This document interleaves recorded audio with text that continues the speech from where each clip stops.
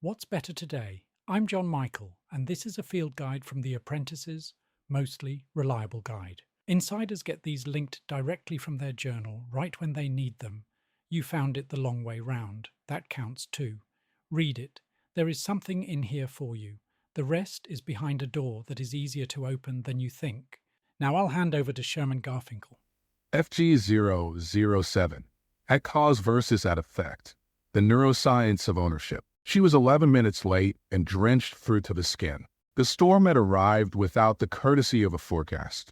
Charlie had timed the sweep in the rain. 4 minutes 40 seconds, gone through the gap with her bag held over her head, and walked the track to the workshop at the pace of someone who has already accepted they cannot get any wetter and has stopped pretending otherwise. Bruiser met her at the door, assessed the situation, and stepped back to let her in without his usual ceremony. Even he, apparently, understood that today was not a day for procedure. Sherman handed her a deliciously warm, fluffy towel before she had crossed the threshold. The kettle was already on. The storm, Charlie said, by way of explanation and apology and general complaint compressed into 2 words. Yes, Sherman said. Sit down. She sat. The workshop was exactly as warm as it always was. Outside, the rain was having a seriously loud discussion with the roof. She was 11 minutes late. Her bag was wet through. She had 3 messages she had not answered, and one she had answered badly in the harassed 10 minutes before she left. And she was sitting in a building that did not officially exist, being handed tea by a man who had apparently been expecting her regardless. Tell me about your morning, Sherman said. Charlie told him. The alarm. The message from her project led that had arrived before she was vertical, reframing a deliverable she had spent 2 weeks building toward. The commute, the rain, the gap in the fence with water coming through her left shoe.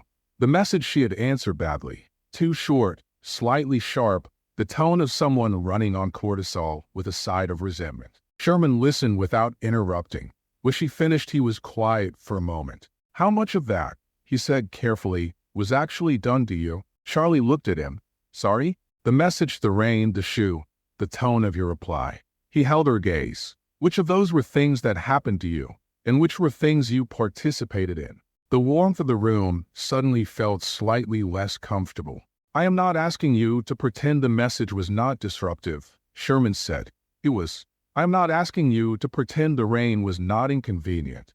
It was. He leaned forward slightly. I am asking you to look at where your agency actually was this morning and where you gave it away without noticing. Charlie turned her mug in her hands. The reply. She knew the reply. She had known it was wrong before she sent it.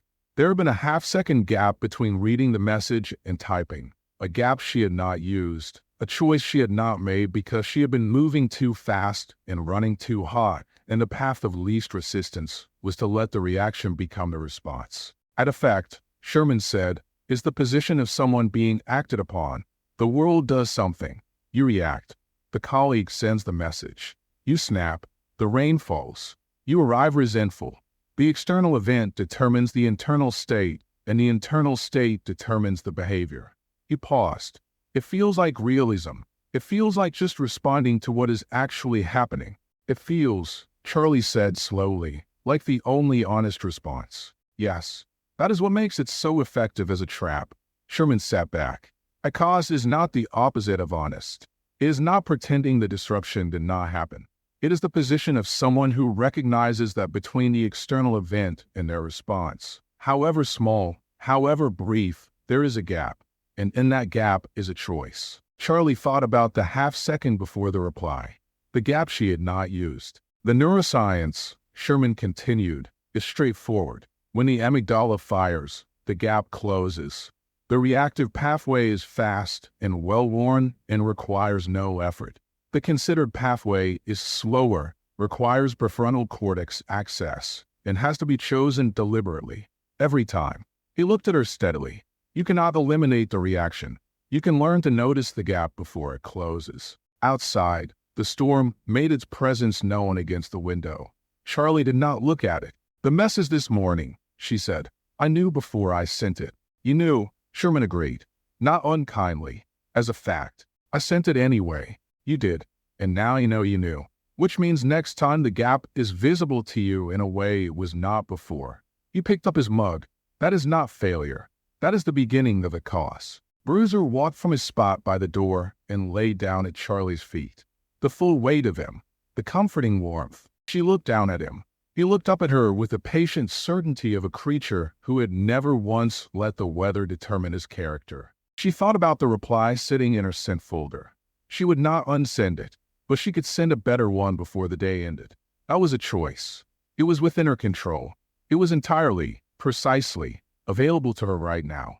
That, she realized, was what a cause actually felt like. Not power, not control over the storm or the message or the shoe. Just the recognition that the next move was hers. If you only remember one thing from this, between every external event and your response, there is a gap. That effect is what happens when you let the gap close without using it.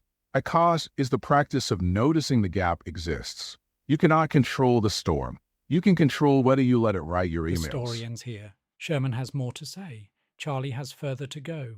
The steps that follow this story are only available inside the Insider's Challenge. That is where the formation payload lives. The one habit, the trigger, the practice small enough to start today and significant enough to matter in 6 years. You have just read the diagnosis. The prescription is inside. Are you ready? 6 months? 4 rounds? One question asked every day. Join the Insider's Challenge at What's Better Today Challenge. Or if you are not ready yet, that is fine too. Sherman is not going anywhere. Neither is the workshop. Neither is the gap in the fence. Come back when you are ready.